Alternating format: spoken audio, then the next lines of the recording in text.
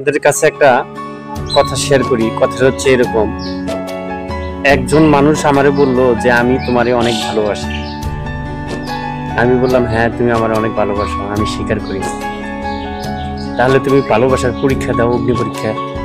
তার অগ্নি পরীক্ষা নিলাম আমি। অগ্নি পরীক্ষায় কি পাইলাম? ফলাফল 0, 2টা 0। তারপরেও সে আমারে বলে আমি তোমায় ভালোবাসি। আমি তো বুঝলামই না তুমি আমাকে কি ভালোবাসলা। তুমি যদি আমাকে ভালাই বাসতা, তুমি পুরা পৃথিবী ঘুরিয়া বেড়াইয়া আজকে তুমি এই কথা বলতা না যে আমি তোমায় অনেক ভালোবাসি। আজকে কথা বলতা না। তোমার ঘোরা শেষ, তোমার পাওয়ার শেষ, $0।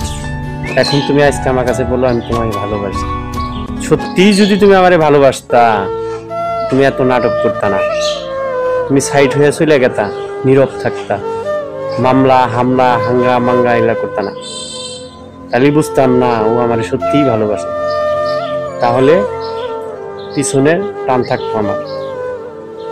এখনো যদিও আছে পিছন টান, প্রয়োজন নাই। তোমার মতো মানুষের সাথে আমার চলার প্রয়োজন নাই। তুমি কেমন মানুষ আমার বোঝা শেষ।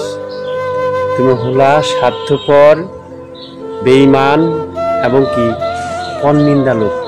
তোমার পরিবার, তুমি এভরিথিং যা আছো সবাই, যারা মানুষকে ভালোবাসতে জানে না, যারা মানুষকে সম্মান দিতে জানে না, যারা মানুষকে ছোট করে কথা কয়, হেয়পূর্ণ করে কথা কয়, তারা কখনো মানুষ হতে পারে না। আর যে মানুষগুলো অন্যের শুধু ভুল ধরে, অন্যের খালি ভুল ধরে, তোমার অমুক তোমার তমুক নানান সমস্যা, সে কখনো ভালো মানুষ হতে পারে না। একজন ভালো ব্যক্তির পরিচয়, একজন ভালো মানুষে আর একজন ভালো মানুষের সাথে ভালোভাবে কথা বলতে হবে, সম্মান দিয়ে কথা বলতে হবে, ইজ্জতের সাথে কথা বলতে হবে। আল্লাহ তাআলা নিজে বলছেন এবং কি আমাদের হযরত মুহাম্মদ সাল্লাল্লাহু আলাইহি ওয়াসাল্লাম বলেছেন, মানুষকে ভালোবাসা বড় ইবাদত। এখানেই বলা আছে যে সবার উপরে মানব ধর্ম, তাহার উপরে নাই। এই কথাটি সকল ধর্মে লেখা আছে ভাই, কিন্তু এই কথাটা কেউ মানে না। এই কথাটা কেউ মানে না।